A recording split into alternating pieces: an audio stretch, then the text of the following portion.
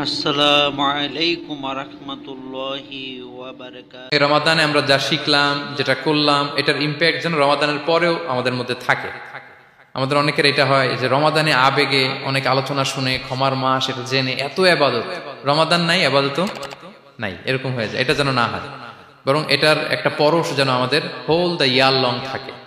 আরব শায়েখরা বলেন যে কুন রব্বানি লা তাকুন রমাদানি, রব্বানি হও, রমাদানি হও না। মানে রমাদান আসছে, তুমি রমাদান কেন্দ্রিক আবাদত নিয়ে অনেক উচ্ছ্বাস, কিন্তু রমাদান শেষ, আবাদত শেষ, এমনটা যেন না হয়। রমাদানের পরেও সে মেহেরবান আল্লাহ তাআলা কিন্তু আমাদের জন্য আছেন। তিনি প্রতি রাতে শেষ রাতে নেমে আসেন, এসে ডাকতে থাকেন, কার ক্ষমা লাগবে ক্ষমা চাও, ক্ষমা করব। কে বিপদে পড়েছ বলো, আমি উদ্ধার করব। তো তিনি আরশের উপর থেকে প্রথম আসমানে নেমে আসলেন দেওয়ার জন্য। আমি ঘুম থেকে জাগতে পারলাম না, নেয়ার জন্য। এটা হইল প্রাইম মিনিস্টার আনোয়ার ইব্রাহিম আমাকে একটা অ্যাওয়ার্ড দিবে, লেটস সে হোটেল ইন্টারকন্টিনেন্টাল, উনি এসে বসে আছে, বাট আমি যেতে পারিনি। এটা হয় না। আল্লাহ তাআলা প্রতি রাতে শেষ রাতে এসে বলেন কার কি লাগবে দাও।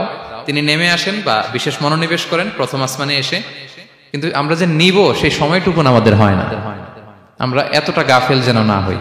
আমরা যেন একটু পুশ করি। বড় কিছু পেতে হলে নিজেকে পুশ করতে হয়, এক্সট্রা একটা ড্রাইভ দিতে হয়।